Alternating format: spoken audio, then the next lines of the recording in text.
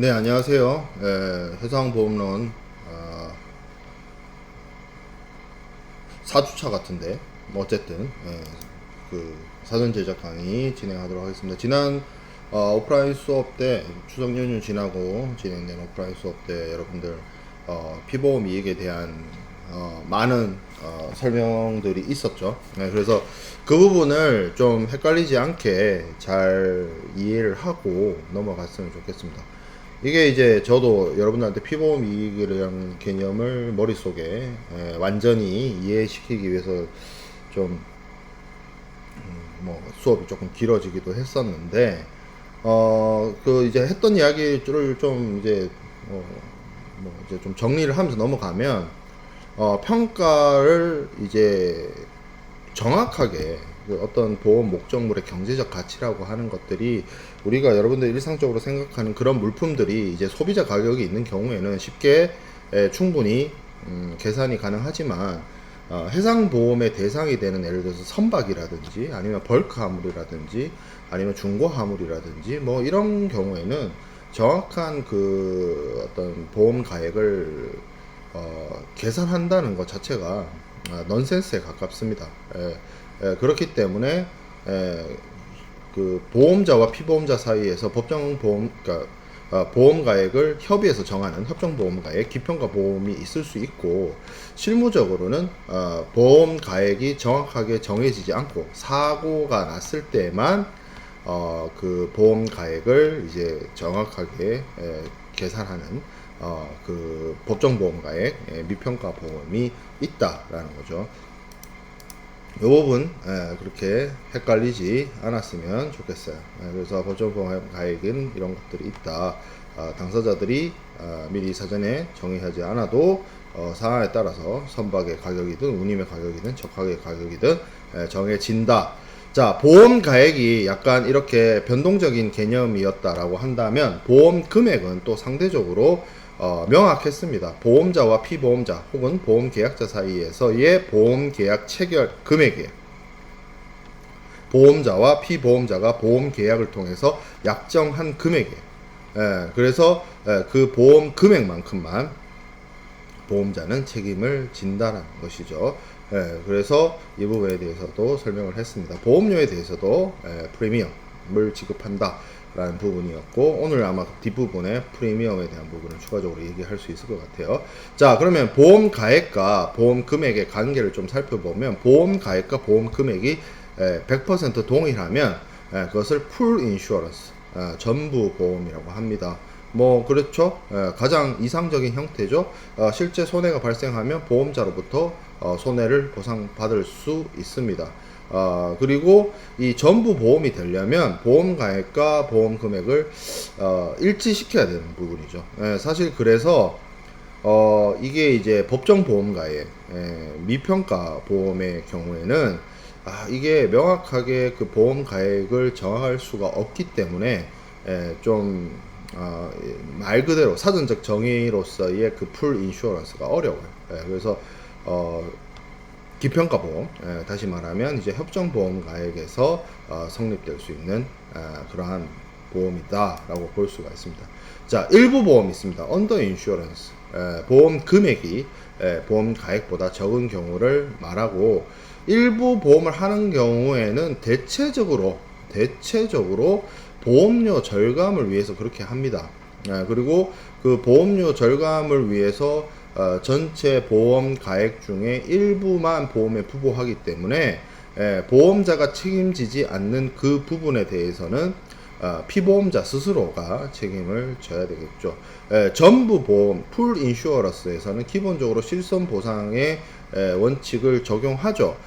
일부 보험도 뭐 그렇습니다. 그렇지만 일부 보험의 경우에는 이게 또 중요한데 비례 보상의 원칙이 적용이 돼요. 실손 보상의 원칙도 적용되지만 이건 이제 이익 공여 금지의 관점에서 바라보는 거고, 이 언더 인슈어런스의 경우에는 또 어떤 문제가 있냐면 비례 보상 원칙이 적용이 됩니다. 그래서 일부 보험의 경우에는 피보험자가 보험 사고로 인해서 보험 목적의 손해에 대해서 보험 금액의 보험 가액에 대한 비율, 그러니까 보험 가액 중에서 보험 금액이 차지한 비율이 있을 거 아니에요.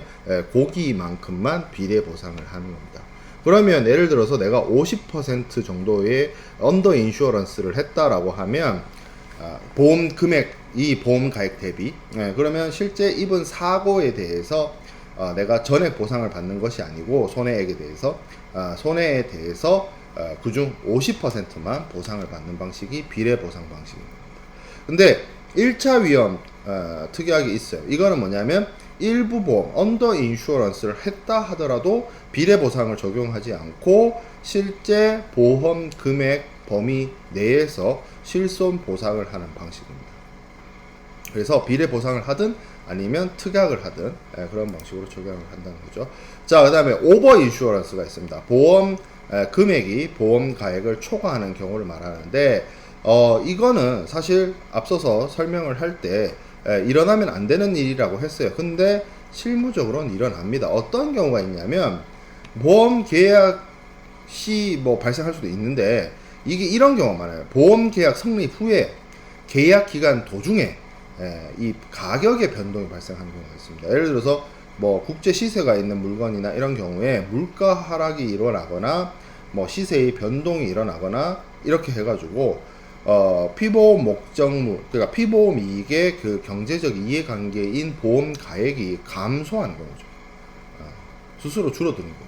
나는 뭐 아무런 뭐 안 했는데, 그리고 뭐 그런 경우가 발생할 수 있어요. 보험 목적물이 또 소모화되는 경우도 있어요. 이게 자연 소모가 됐든 뭐가 됐든, 그래서 그 어떤 가치가 감소한 경우에 보험 목적물이 담보되지 않는 위험에 의해서 소멸했다, 뭐 자연 소모가 됐다, 뭐 이런 경우에 초과 보험이 발생할 수 있습니다.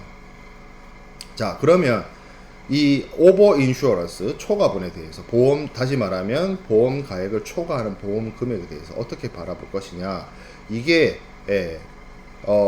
기본적으로 초과된 것에 대해서는 그것이 의도를 했든 의도를 하지 않았든 보험으로서의 효력은 없습니다. 왜냐하면 그 초과분에 대해서는 보상을 해주지 않아요. 근데 문제는 여기서 제가 앞에서 얘기했던 것처럼 뭐 계약 도중에, 보험 계약 기간 도중에 물가가 하락을 했다든지 시세가 변동을 했다든지 뭐 소모가 됐다든지 해서 그 피보험자나 보험계약자의 의도와는 상관없이 보험 금액이 보험 가액을 초과하게 되는 그 경우, 이거는 뭐 특별히 내가 의도를 갖고 사기를 하려고 했던 것이 아니잖아요. 그렇죠. 그 경우에는 조정을 합니다. 그래서 보험금을 뭐 감액을 하거나 이제 지급되는 보험금을 감액을 하는 거죠. 하거나 아니면 보험료를 뭐 환불을 하거나 뭐 이런 조치들을 취하거나 뭐 하는 거고. 근데 이제 의도를 가지고 프라우드, 사기에 의해서 초과보험 없던 거를 이제 부보를 한 거죠. 없던 거를 부보한 그런 경우에는 초과 부분만 문제되는 것이 아니라 보험 전체가 무효가 될 수 있습니다. 그래서 제가 얘기했던 것처럼 보험 가액은 법정 보험 가액이 있고 협정 보험 가액이 있다. 미리 보험 계약 체결 시점에 보험자와 피보험자가 임의로 협의해서 정한 거 협정 보험 가액, 어그리드.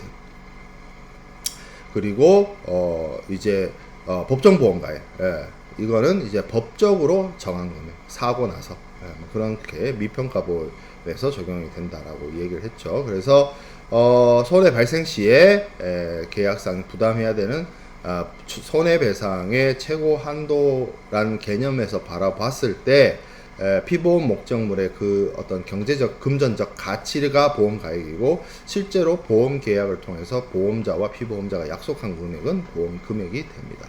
그래서 이 보험 가액이 얼마냐에 따라서 풀 인슈런스가 되기도 하고 언더 인슈런스가 되기도 합니다. 자, 그러면 이러한 개념과 관련해서 중복보험에 문제가 있을 수 있어요. 동일한 하나의 피보험 이익에 대해서 보험계약자가 여러 명 보험계약자가 보험자를 복수로 존재하는 그런 경우를 말합니다. 이거는 여러 가지 형태가 있을 수 있지만 기본적으로 두 개로 나눠 보면 코어 인슈어런스가 있고 더블 인슈어런스가 있어요. 코어 인슈어런스는 뭐냐면 쉽게 말해서 100을 30, 30, 뭐 40 아니면 100을 25, 25, 25, 25 이렇게 해서 보험자에 의해서 위험이 각각 일부를 인수를 한 거고 그 합이 쉽게 말해서 보험 가액을 초과하지 않는 그런 경우를 이제 코인슈어런스라고 하는 것이고 복수의 보험 계약이 있는데 보험 금액을 합계를 해보니까 예를 들어서 보험 가액이 100인데 보험 금액 A는 뭐 한 50, B도 50, C도 50 뭐 이런 식으로 해서 총 150이 돼서 보험 금액의 합계가 보험 가액을 초과하는 그런 경우가 발생하게 되면 이제 그것을 더블 인슈어런스라고 합니다. 그래서 이 더블 인슈어런스는 어떻게 보면 오버 인슈어런스와 같은 개념이죠. 근데 이 경우에는 뭐 이것을 보상하는 그런 방법이 있어요. 왜냐하면 그렇게 더블 인슈어런스를 들었다라고 해서 실제로 사고가 났어요. 근데 100을 50, 50, 50 이렇게 3개를 들었다 해서 각각의 보험사가 개별적으로 바라봤을 때 개별적으로 보면 A 보험회사의 입장에서는 보험 가액이 100인데 실제 보험 계약은 보험 금액을 50으로 했거든요. 그러니까 이게 그 하나의 계약만 놓고 보면 언더 인슈어런스가 되는 거예요. 근데 언더 인슈어런스가 되는 것이 하나의 피보험이 이게 3개가 있는 경우 그러면 이게 합산이 150이 되는 거죠. 개별 따로따로 놓고 보면 언더 인슈어런스인데 이런 문제이기 때문에 이것을 다 각각 50, 50, 50 이렇게 줄 수가 있는 문제가 아니에요. 그래서 결과적으로 보험 가액이 100이라면 결론적으로는 피보험자가 보상을 경제적 손실에 대한 보상을 100만 받아야 됩니다. 150을 받을 수가 없어요. 그러면 그 150을 못 받고 딱 100만 받게 하도록 하는 방법을 정해야 되는 거죠. 그래서 중복보험에서 적용하는 것에서 가장 나오는 것들이 우선 책임주의라는 게 있습니다. 보험 계약의 체결 순서를 따르는 거예요. A 보험회사가 가장 먼저 보험 계약을 체결했다라고 하면 그 제일 먼저 보험 계약을 체결한 보험자가 보상을 해줘요. 50. 그렇죠? 그 다음에 부족분에 대해서는 다음 순위 B 보험회사가 50을 해줘요. 그러면 이미 100을 받았어요. P 보험자가. 그럼 더 이상 C 보험회사로부터는 보상을 못 받는 그런 방식이에요. 그렇죠? 그래서 이런 식으로 하는 방식이 있고 뭔가 좀 이상하죠. 얘기를 들으면서도. 그래서 이런 방식은 오늘날에는 거의 잘 쓰지 않고 실질적으로는 이제 비례보상주의로 가게 됩니다.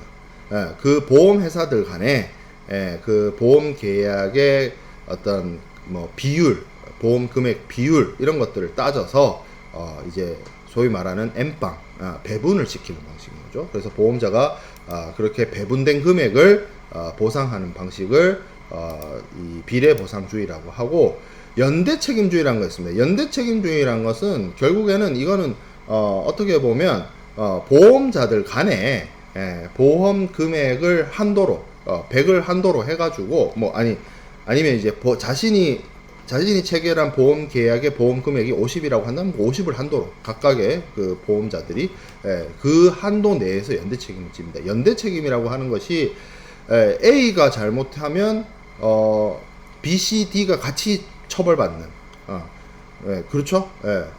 연대 책임, 연대 보증 이런 말 요즘에는 그런 거 하면 안 되는 거 너무나 당연한 일상생활에 이제 상식이 되어버렸는데 그런 연대 책임을 지는 보험회사들 간에 그런 방식을 연대 책임주의라고 합니다. 그래서 A라는 보험회사가 보험금을 지급하지 못했다라고 하면 B 보험회사가 거기에 대해서 보험금 지급을 책임지는 뭐 그런 것을 말하는 거고요. 절충주의라고 하는 것도 있습니다. 이제 연대주의와 비례주의를 절충을 했다라고 하는데 뭐 이 방식은 각자의 보험자들이 자신의 보험금액 비율에 따라서 이제 그 연대 책임을 지고 실질적인 보상은 보험금의 비율에 따라서 지급하고 뭐 그런 식으로 절충을 합니다. 자, 그래서 실질적으로 여러분들이 좀 이해를 돕고자 숫자를 좀 얘기를 해보면 동일한 보험 목적물 하나의 피보험 이익에 다음과 같이 3개의 보험 계약이 있다라고 칩시다. 그 중에서 가장 높게 평가된 하나의 물건이에요. 하나의 피보험 이익인데 가장 높게 평가된 보험 가액은 5만 달러입니다. 5만 달러인데 이 5만 달러 그러면 5만 달러 물건을 5만 달러에 든 거죠. C 보험 회사하고. 그럼 이거 뭐예요? 풀 인슈어런스죠. 자, 근데 여기 보면 보험 B를 보면 동일한 물건에 대해서 평가액이 달라요. 이런 경우 많이 있습니다. 4만으로 평가했어요. 똑같은 물건에 대해서. 그러니까 어떤 물건에 대한 가치가 여기서도 알 수 있는 게 보험 가액을 우리가 피보험 이익의 경제적 가치, 경제적 이해관계라고 하는데 그것을 정확하게 계산하기가 생각보다 어렵습니다. 실무적으로. 자, 그래서 동일한 물건에 대해서 A 보험회사, B 보험회사는 4만으로 바라봤고 그 가치를 C 보험회사는 5만으로 바라봤어요. 그래서 5만으로 보험 가액을 받고 실제 보험 계약은 보험 금액 5만으로 했어요. 그러면 이게 협정 보험 가액이 되고 기평가 보험이 되는 것이고 풀 인슈어런스가 되는 것이죠. 자, 그 다음에 B는 보험 가액이 4만인데 실제 보험 금액은 언더 인슈어런스를 했어요. 3만. 자, 그 다음에 A의 경우에도 보험 가액이 4만인데 언더 인슈어런스를 했어요. 2만. 그래서 5만, 3만, 2만을 더하면 10만이 됩니다. 결국에는 뭐예요? 보험 가액의 2배가 넘는 금액이죠. 문제가 있죠.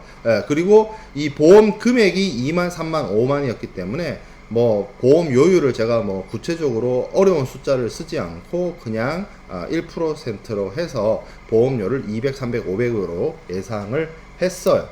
자, 그럼 여기서 이제 전손이 발생했다고 칩시다.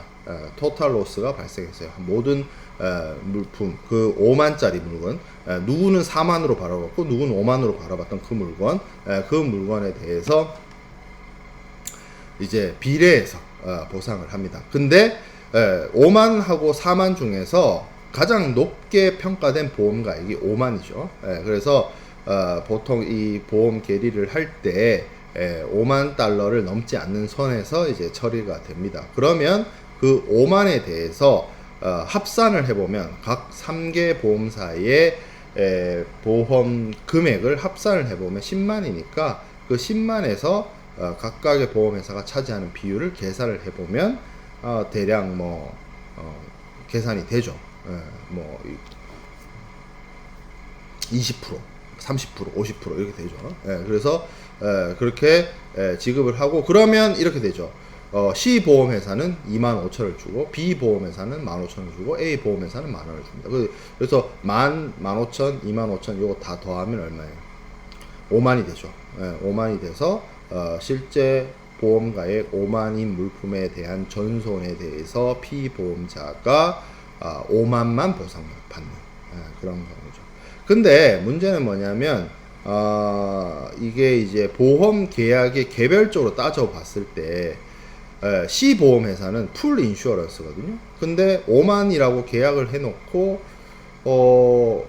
사고가 나면 당연히 이 A, B라는 보험 계약이 없었다라고, 요게 A와 B하고 보험회사하고의 보험 계약이 없었다라고 놓고 보면 그냥 이 C 보험회사하고의 보험 계약만 있었다라고 한다면 전손 사고가 났기 때문에 보험 가액을 풀 인슈어런스를 한 그 보험 계약의 입장에서는 5만의 그 보험금을 지급하는 게 맞아요. 근데 이게 더블 인슈어런스이기 때문에 중복보험의 이슈가 있어서 25,000만 지급을 하죠.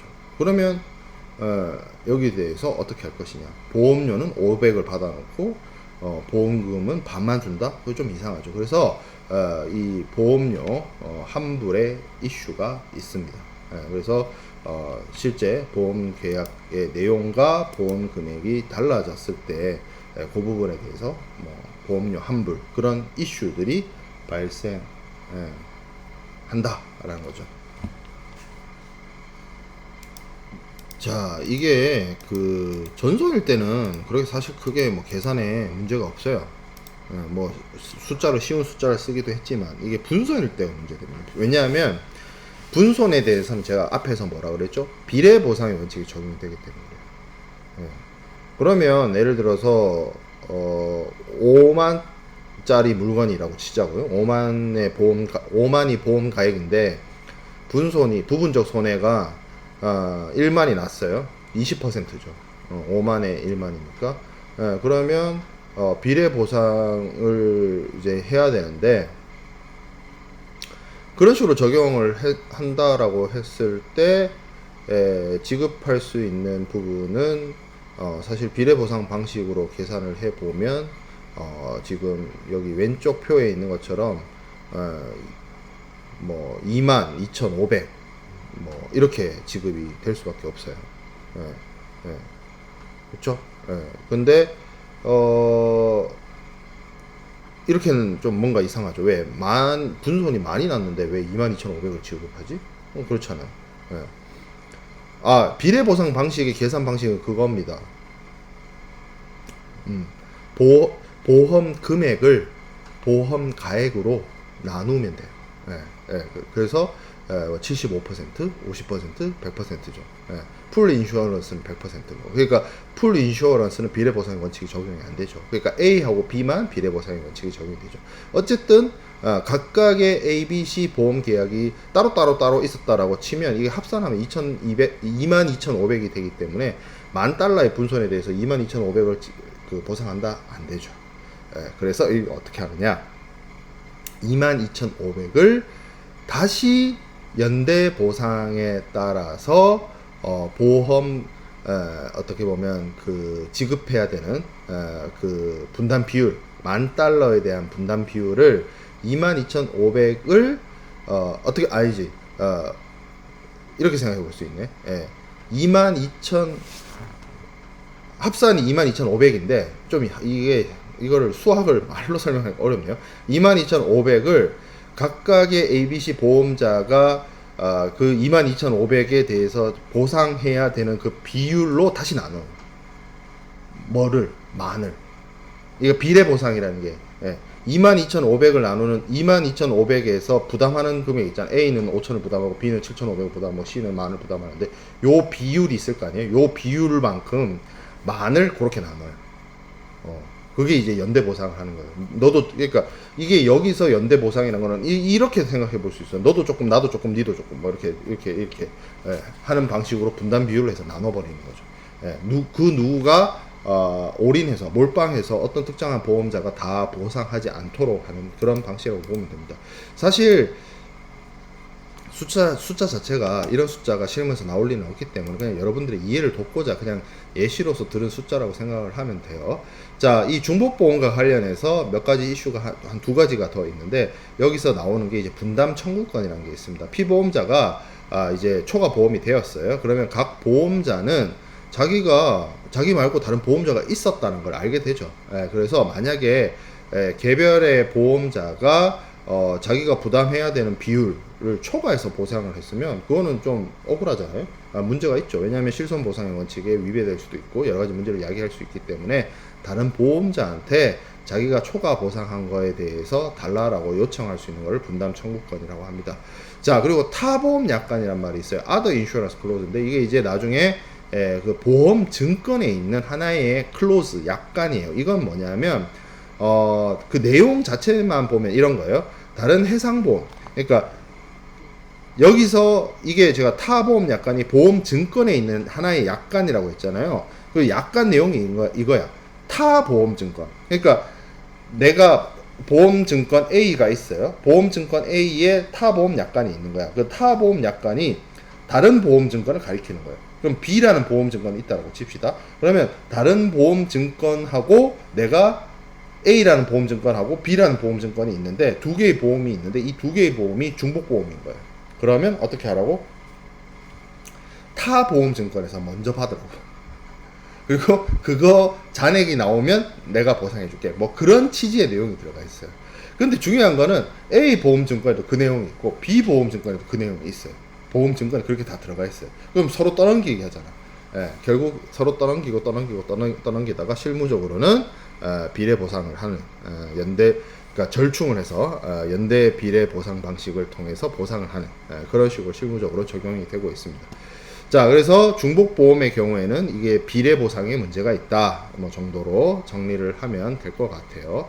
자, 그래서 3주차 강의 자료를 마치고 4주차 강의 자료로 넘어가도록 하겠습니다. 4주차 강의 자료에서 우리가 배워야 될 내용은 피보험자의 의무도 있지만 그 전에 앞서서 보험료에 대해서 좀 이야기를 정리를 하고 넘어갈 필요가 있을 것 같아요.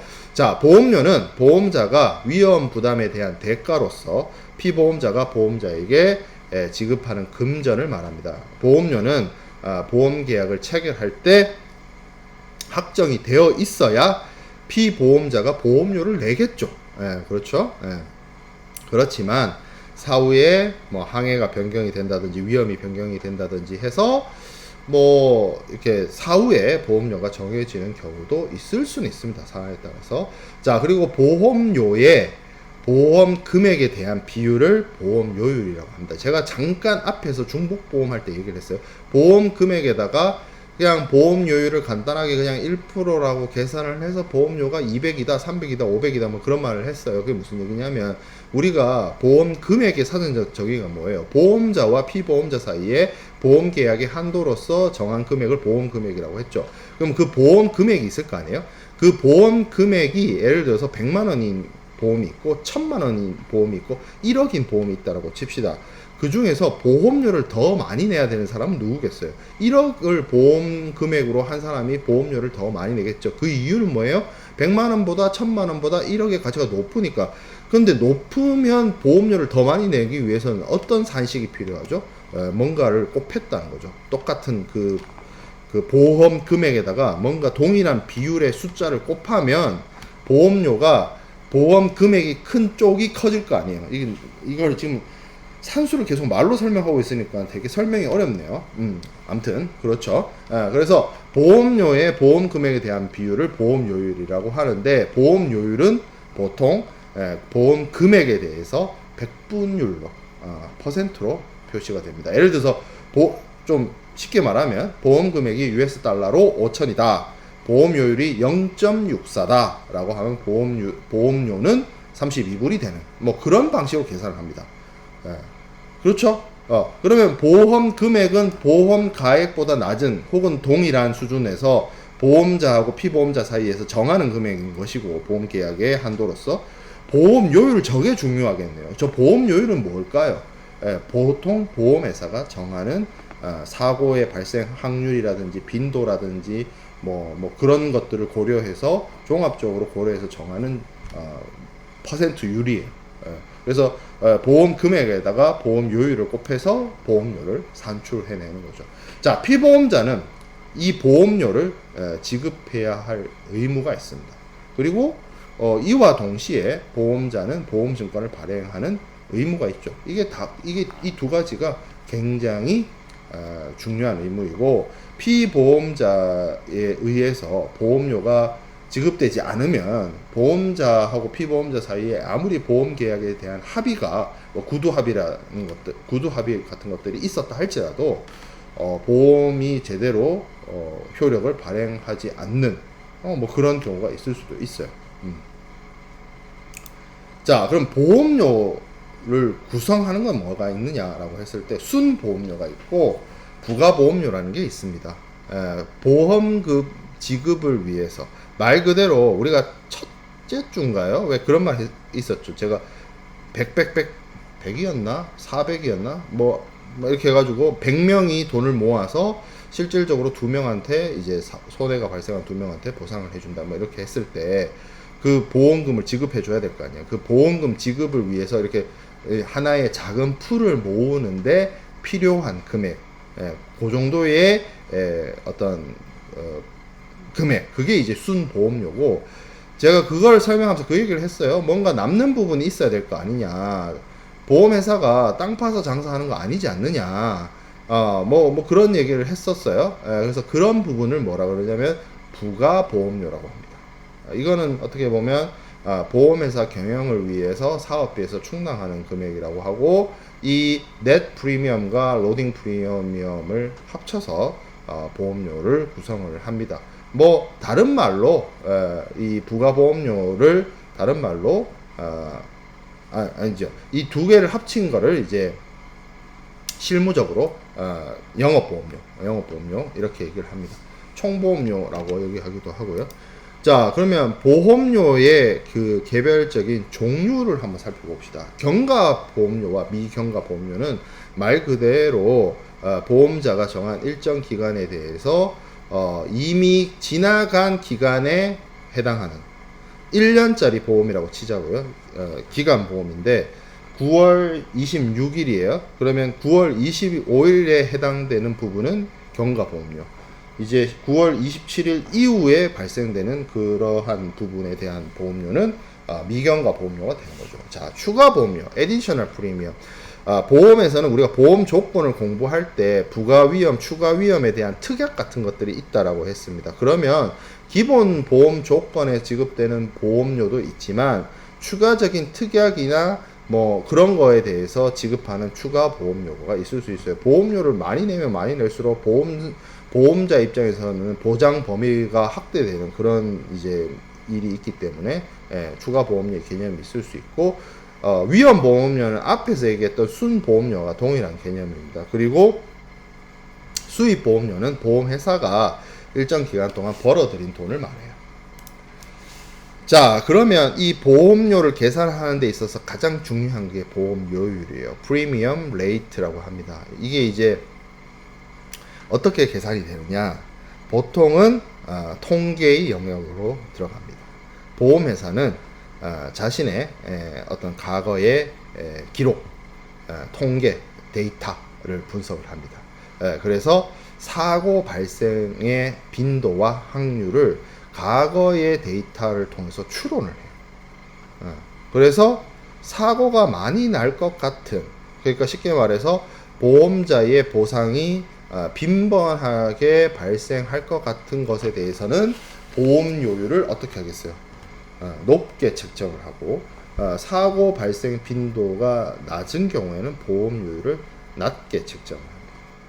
그래서 보험료율이 어떤 과거의 데이터에서 비롯되어서 기업마다 혹은 뭐 상품마다 다른 보험료율을 적용을 하고 있습니다.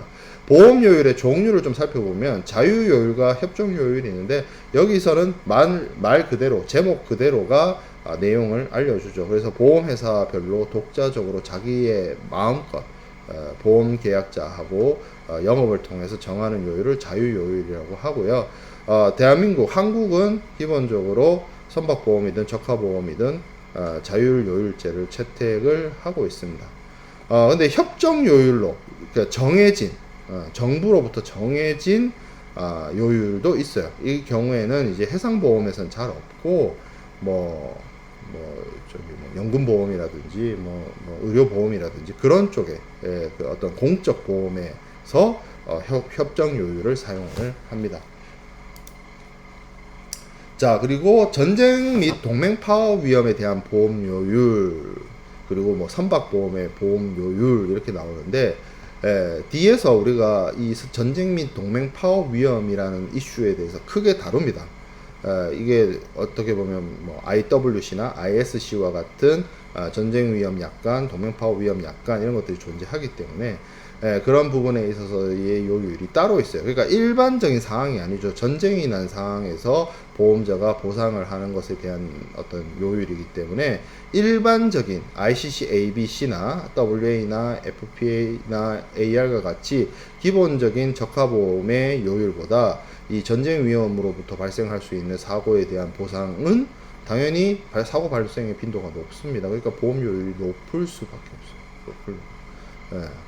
그래서 이 부분들은 높을 수밖에 없고 주로 어디서 정하느냐? 영국이 또 등장을 하죠. 영국의 전쟁 위험 요율 위원회 뭐 그런 이름인데 그런 이름을 통해 그런 기구가 이 어나운스를 합니다. 그래서 그걸 통해서 보험료율이 정해진다는 것이고 선박보험의 보험료율 선박보험은 요율이 있어요. 근데 문제는 뭐냐면 이 요율이 문제가 아니라 선박보험의 특징이 뭐냐면 배가 비싸요. 그래서 보험 가액 그 자체가 매우 큽니다.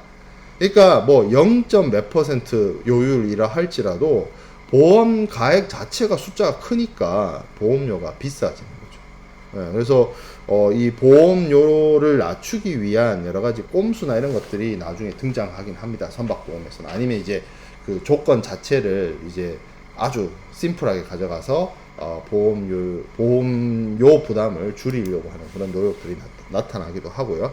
자, 이 보험료율은 그래서 기본적으로 한국의 경우에는 보험회사마다 자율적으로 정하고 있죠. 그래서 뭐 자율적이다라고 해서 지 마음대로 정한다, 뭐 아주 방임에 가깝게 내버려 둔다, 뭐 이런 뜻은 아니에요.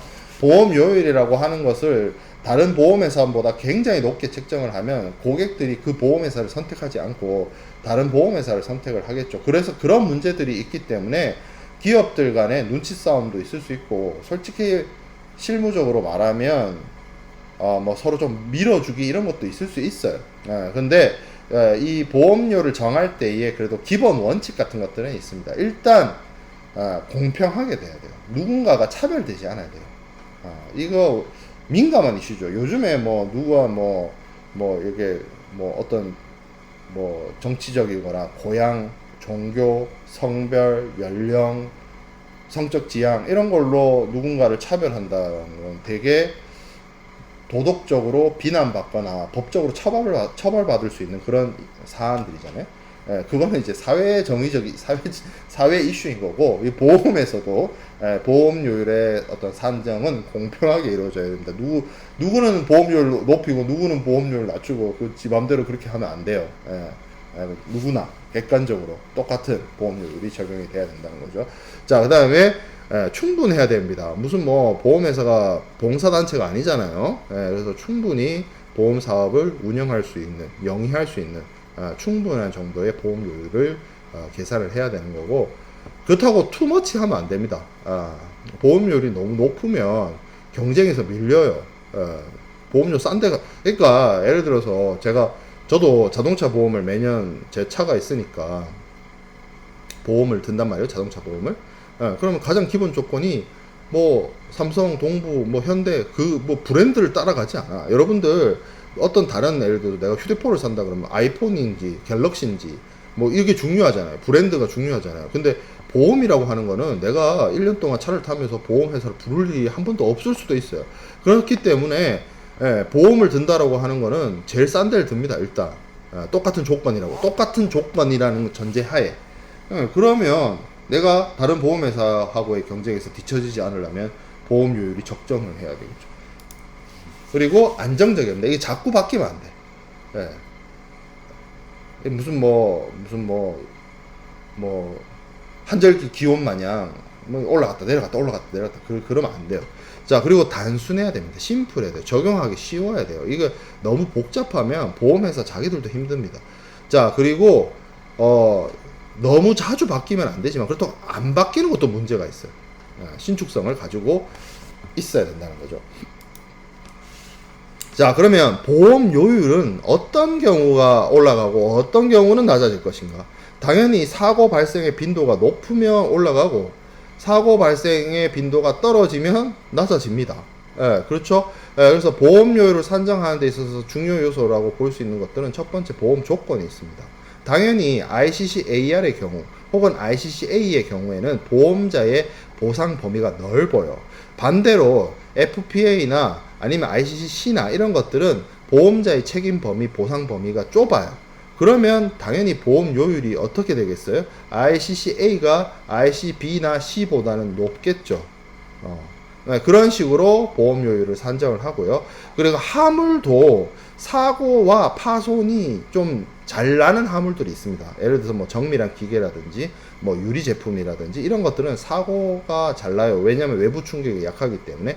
이런 물품을 운송을 하고 보험에 들려고 하면 보험료율이 비싸질 수밖에 없습니다. 자, 포장 상태. 아주 포장이 튼튼해요. 뭐 아주 밀봉되어 가지고 뭐 이거 뭐 어디 새 나갈 것도 없고 뭐 충격 받을 이유도 없어. 그러면 보험료율이 낮아지겠죠. 자, 갑판에 있는 화물 바닷물에 쓸려 내려갈 수 있습니다. 이거 거의 뭐 화물 내놓은 거죠. 땅바닥에 내놓은 겁니다. 보험료율 높아집니다. 그래서 화물을 어떻게 배에 적재했느냐도 굉장히 보험료 산정의 중요한 요소로서 볼 수가 있고, 자, 오래된 선박이 있고 새 선박이 있어요. 이게 무슨 뭐 사람이라고 치면 젊은 사람, 늙은 사람 이렇게 해가지고 늙은 사람 비하하냐 이런 얘기인데, 이거는 사람을 얘기하는 게 아니잖아요. 지금 배를 얘기하는 거예요. 당연히 만들어진 지 3년 된 배랑 만들어진 지 30년 된 배랑 비교해 봤을 때 만들어진 지 30년 된 노후 선박이 사고 발생 가능성이 높습니다. 그런 경우에는 보험료율이 높아지겠죠.